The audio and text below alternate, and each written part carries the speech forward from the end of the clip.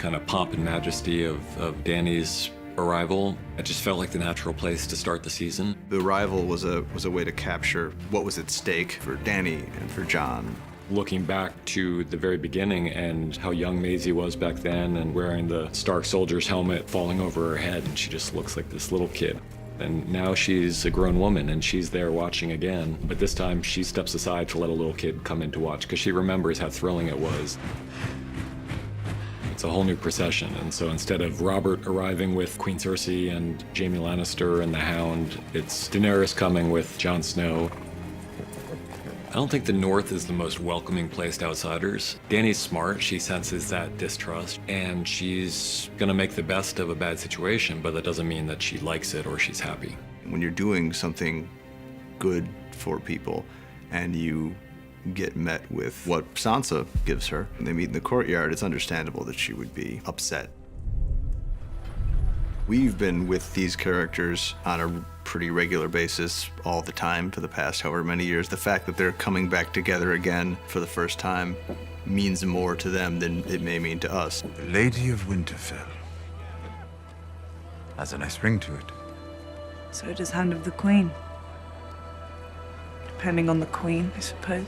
I think that if Tyrion were to have shown up on his own to Winterfell, he would have gotten a much different reception from Sansa than he did coming as the Hand of the Queen, Daenerys Targaryen. There's also the specific thing that happens in that scene, which is Tyrion has told everybody that the Lannisters are coming to join the cause, and it's amazing to her that this person she thought was so smart would ever take Cersei at her word on something like that.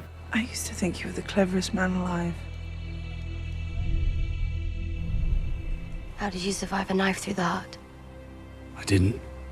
Jon Snow and Arya are two of the most important characters in the story, and they love each other very deeply. Arya was the only one who treated Jon like a real member of the family when he was a child, and he was the only one who treated her with the respect that she needed when she was a kid. Jon has invited this huge army of foreigners into their home, and Arya understands why he did it, but Arya's on Sansa's side. But you're defending her. I'm defending our family. So is she. I'm her family too. Don't forget that. Blood is definitely thicker than water when it comes to Starks. Go on. I don't know how to ride a dragon. Nobody does, until they ride a dragon. No one's ever ridden a dragon except for Dany. Only Targaryens can ride dragons, and that should be a sign for Jon. Jon's not always the quickest on the uptick, but eventually he gets there. We wanted to kind of re-anchor their relationship. It seemed important for it to involve the dragons, since the dragons play such an important role. It's a major thing for her when she sees they have some kind of connection to him. They allow him to be around them. And when he flies up with her and shows her where he used to hunt as a kid, I think she falls even farther in love with him. Seeing Jon and Dany on the dragons together, it's a Jon and Dany moment, but it also seeds in the idea that these creatures will accept Jon Snow as one of their riders. Don't be afraid.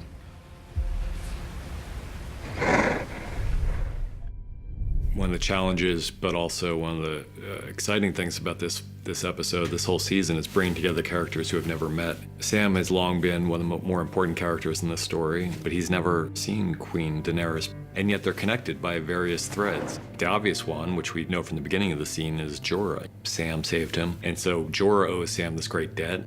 What none of them realize until midway through the scene is that they have another horrible connection. There are all these things that you know about those characters that the other characters don't know, and some of them are very important. Dany murdered Samwell's father and brother.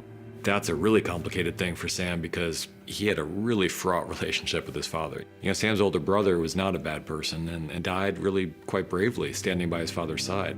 John Bradley did an excellent job. The difference between the way he takes the news of his father's death and the way he takes the news of his brother's death, it was a subtle thing that he does with very few words. It's the kind of thing that he could find out in a number of different ways, but it seemed like an effective preamble and way into that later moment. Daenerys. She executed my father and brother. I've executed men who disobeyed me. You've also spared men.